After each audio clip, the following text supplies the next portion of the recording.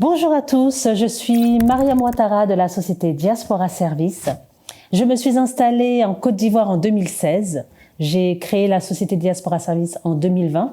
À quoi sert Diaspora Service? On aide les personnes de la diaspora à investir en Côte d'Ivoire, plus particulièrement, avec un cadrage, de la sécurisation et un accompagnement stratégique.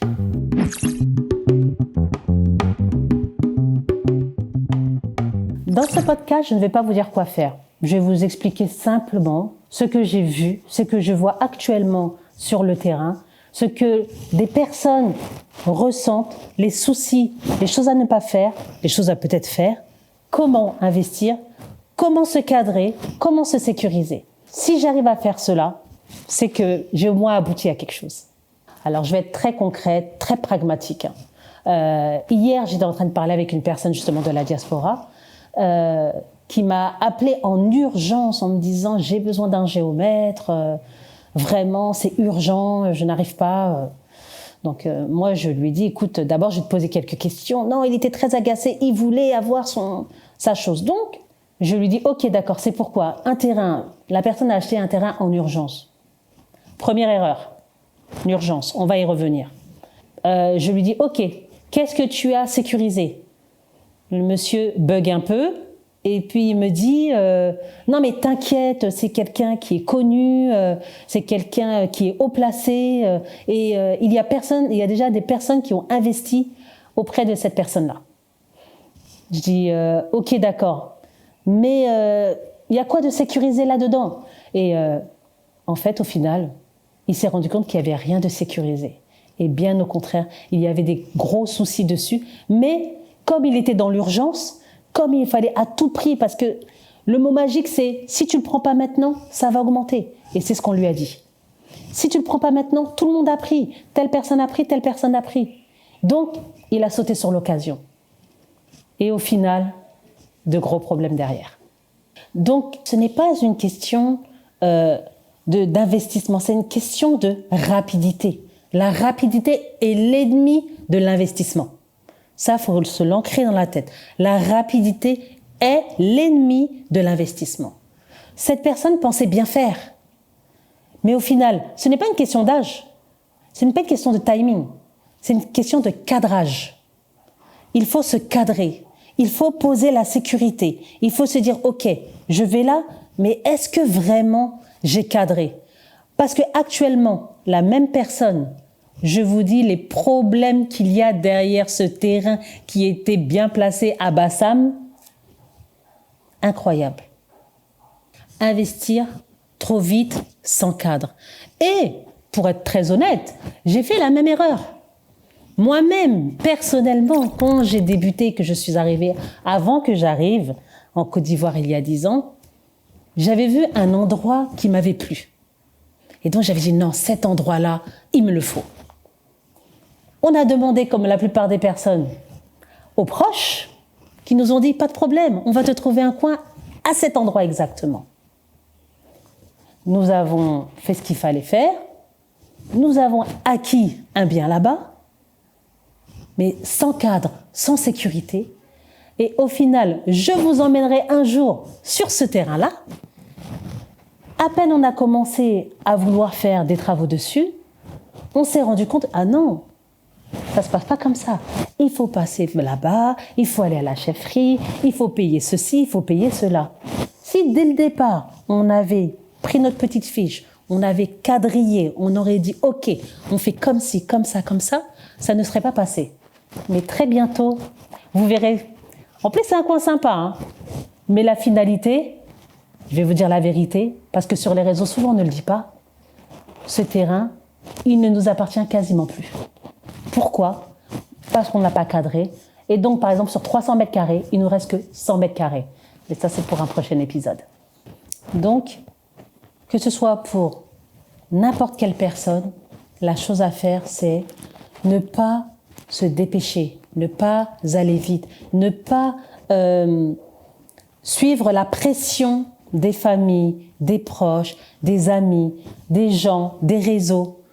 Parce que souvent, on entend... Voilà la réussite de telle personne.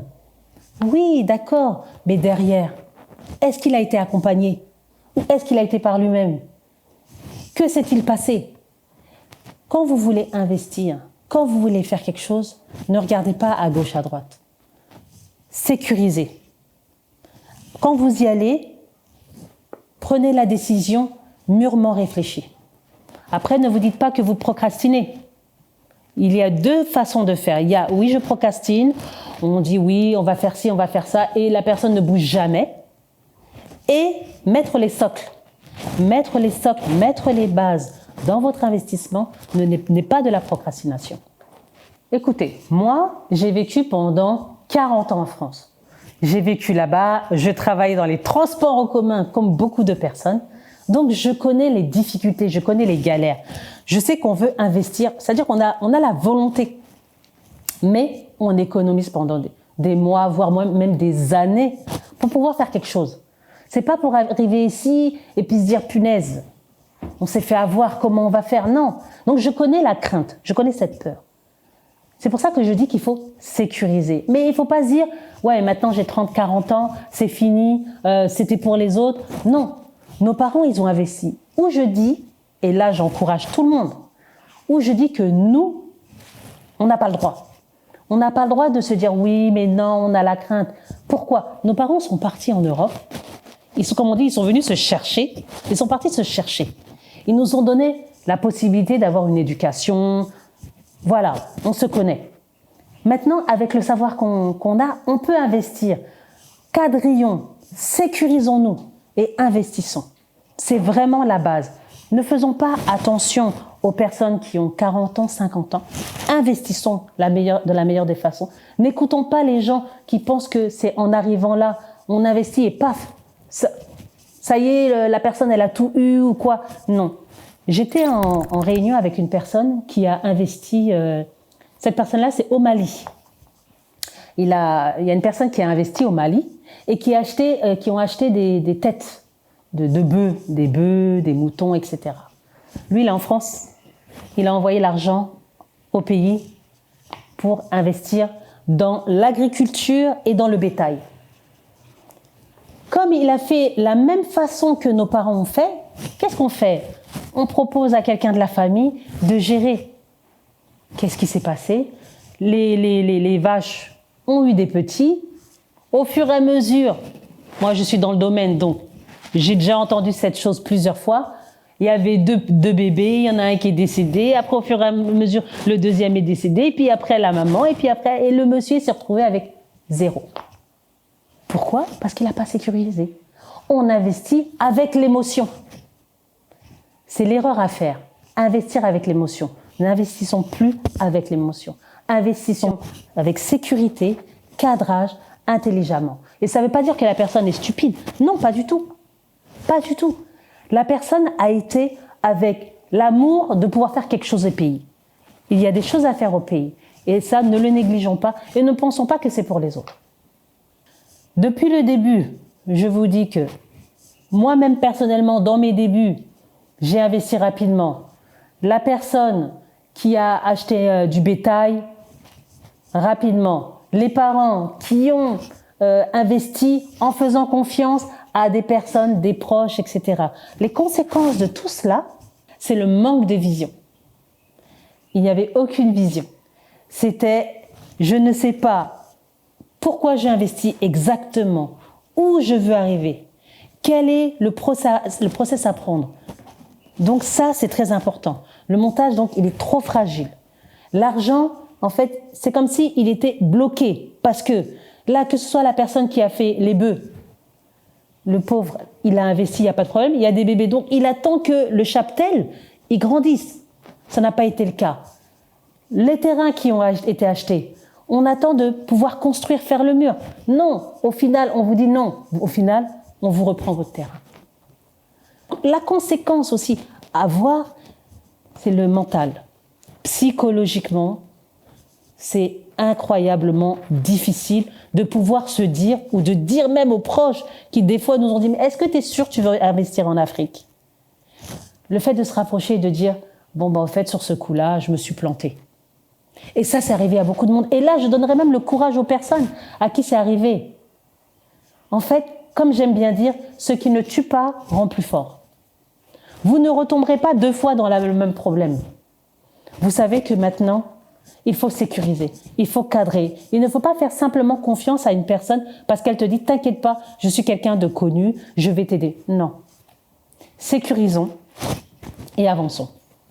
Ce que je rajouterai, c'est que vous n'êtes pas en retard. Je le répète encore, vous n'êtes pas en retard. Le problème n'est pas d'aller vite ou lentement. Le problème, c'est de décider sous la pression. La pression est notre ennemi. Il vaut mieux prendre quelques jours, quelques semaines, clarifier certaines choses, poser le cadre, sécuriser et y aller. Donc vraiment, je vous encourage à vraiment mettre les choses en place pour pouvoir avancer dans votre projet d'investissement en Afrique. Investir n'est pas une urgence. Mon objectif n'est pas de vous freiner.